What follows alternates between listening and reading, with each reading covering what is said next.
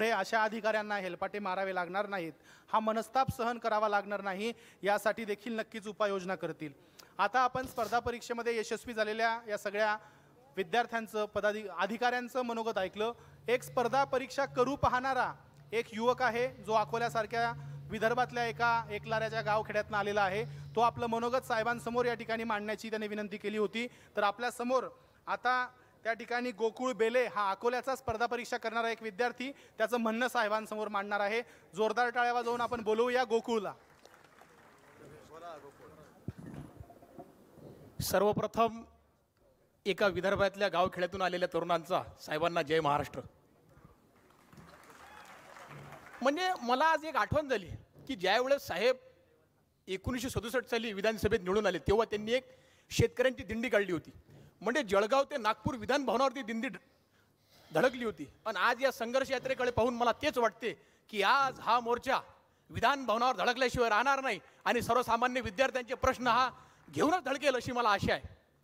खरं तर तट हे मातीचे नाही तर छातीचे करायचे असतात आणि छातीचे तट करून आमचे मनगट मजबूत करणारे राजे शिवछत्रपती. खरं तर छत्रपती शिवाजी महाराजांनी जे स्वराज्य निर्माण केलं आणि त्या स्वराज्याला संविधानिक रूप प्राप्त करून देणारे भारतीय राज्यघटनेचे शिल्पकार डॉक्टर बाबासाहेब आंबेडकर आणि ज्यांनी सर्वप्रथम त्या काळात आरक्षणाची भूमिका मांडली आणि आरक्षणासाठी 25,000 रुपये खर्च केले असे शाहू महाराज आणि त्याच्यानंतर स्त्री शिक्षणाचा विचार ज्यांनी मांडला असे महात्मा ज्योतिराव फुले. खरं तर या पश्चिम महाराष्ट्रामध्ये एक जर विचार केला तर कर्मवीर भाऊराव पाटलांसारखं नेतृत्व इथे आलेलं होतं आणि रयत शिक्षण संस्थेच्या माध्यमातून त्यांनी शिक्षणाची दारे आपल्याकडे उघडून दिली होती आणि त्यांना घरात 18-20 दारिद्र्य होतं. मग संस्थेला आर्थिक रसद पाहिजे होती तर त्यांनी एक स्टेटमेंट केलं होतं की वेळ पडली तर स्वतःच्या बापाचं नाव बदलेन पण या शाळेला दिलेलं छत्रपती शिवाजी महाराजांचं नाव बदलणार नाही असं वाक्य सांगणारे कर्मवीर भाऊराव पाटील. आणि आमच्या विदर्भामध्ये साहेब अनमोल रत्न जन्माला आलं आणि शिक्षणाची गंगा त्यांनी विदर्भासह महाराष्ट्रात आणली असं धडाकेबाज व्यक्तिमत्व म्हणजे आमचे भाऊसाहेब उर्फ पंजाबराव देशमुख साहेब.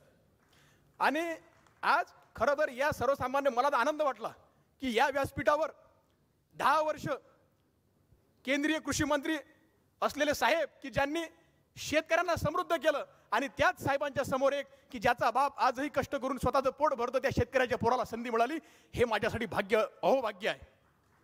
आणि सांगताना एवढं सांगायचं आहे की आज आपल्या बाजूला बसलेले की कदाचित एखाद्या सामान्य माणसाचं वय सुद्धा 60 वर्ष नसेल आणि 60 वर्षापासून त्यांची मैत्री असणारे खासदार श्रीनिवास पाटील साहेब आणि या महाराष्ट्रातल्या चळवळीतलं एक मोठं नाव आमच्या ताई वंदनाताई चव्हाण, फौजिया खान मॅडम आणि तसेच सर्वजण आलेले आहेत. आणि आज हे कष्ट करून सर्व जे व्यासपीठ आणि सगळ्या गोष्टी उपलब्ध केल्या. यूही जाया न कर अल्फाज हर किसी के लिए, खामोश रहकर देख तुझे समझता कौन है, वक्त से पहले मैं हादसों से लड़ा हूँ, मैं मेरी उम्र से कई साल बड़ा हूँ असं धडाकेबाज व्यक्तिमत्व आणि महाराष्ट्राचा येणाऱ्या काळातला आश्वासक चेहरा आमदार रोहितदादा पवार. आणि साधारणपणे की ज्यांच्यामुळे मला ही संधी मिळाली. खुलूस और प्यार के मोती लुटा के चलता है, खुलूस और प्यार के मोती लुटा के चलता है वो शख्स जो सबको गले लगा के चलता है.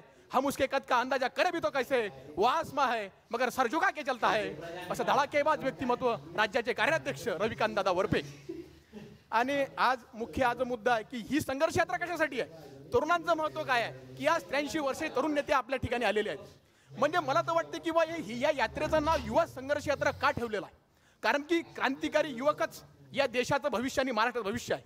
म्हणून मला वाटते की जवान वो नहीं जो हवा के साथ बहते हैं, जवान तो वो है वो हवा का रुख पलटा देते हैं.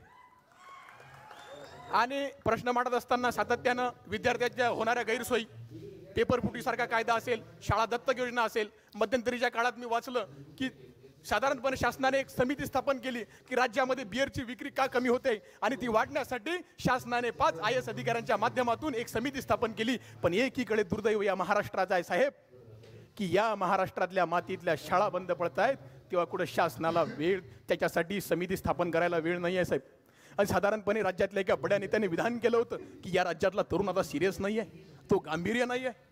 म्हणून मला तो म्हणजे सांगायचं आहे की त्यांना शासनकर्त्यांना सिरियसनेस काय असते, गांभीर्य काय असते, आता हा तरुण दाखवून देईल. आणि येणाऱ्या काळात ही प्रश्न मांडल्याशिवाय स्वस्त बसणार नाही. आता वेळेचं बंधन आहे आणि मला ही थोडं आवर्त घ्यावं लागेल. फक्त शेवटी साहेबांच्या कार्यकर्तृत्वावर 2 ओळी म्हणतो आणि माझं लांबलेल्या भाषणाला मी विराम देतो.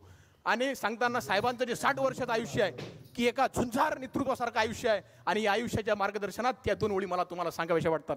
माना कि दीपक सा तेज नहीं मुझमें, माना कि दीपक सा तेज नहीं मुझमें, लेकिन दीपक सा जलता देखोगे.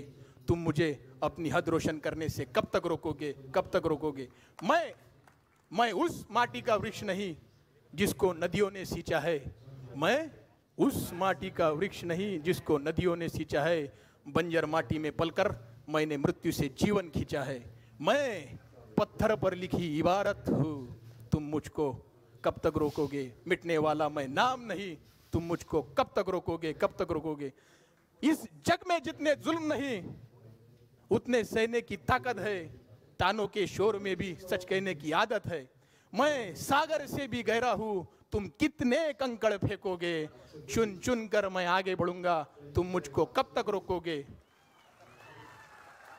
झुक झुक कर सीधा खड़ा हुआ, अब फिर से झुकने का शौक नहीं. खुद ही हाथों के रचा स्वयं हूं मैं, तुमसे मिटने का खौफ नहीं. तुम हालातों की भट्टी में मुझको जब जब झोंकोगे, तब तब कर सोना बनूंगा मैं, तब तब कर सोना बनूंगा मैं. तुम मुझको कब तक रोकोगे, तुम मुझको कब तक रोकोगे. या महाराष्ट्राच्या सह्याद्रीला, या शेतकऱ्याच्या पोराचा एक जय महाराष्ट्र, जय हिंद आणि जय भारत. धन्यवाद गोकुळ. यानंतर संदीपजी बेगडे जनरल मोटरचे कामगार आपल्या या ठिकाणी